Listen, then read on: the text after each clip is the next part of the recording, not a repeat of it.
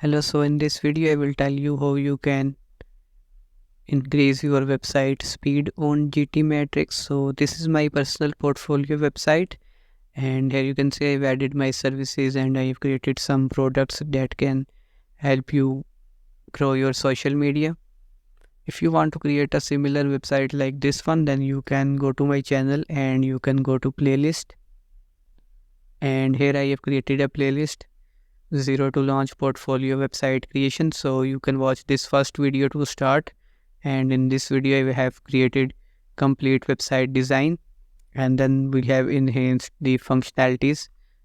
So let's come back to the video topic. So first of all, we will have to copy the URL of the website and we will check its speed on GTMetrix. So here I have opened the GTMetrix. I have created the account on GTMetrix and I have logged in. So now I will paste the link over here and I will click on analyze.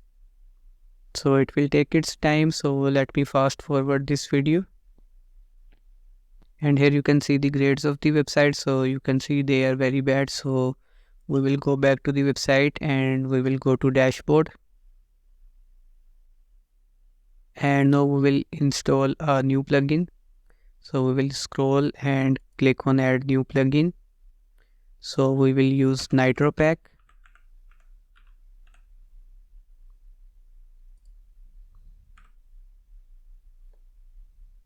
We will install this plugin Nitro Pack by Nitro Pack Inclusive. So we will activate it. So now we will have to scroll down and we will go to the plugin settings.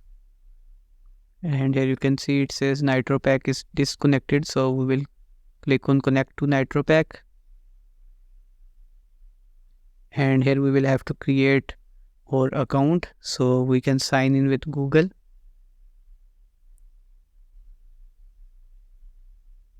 So here I have chosen the free plan and we will click on add.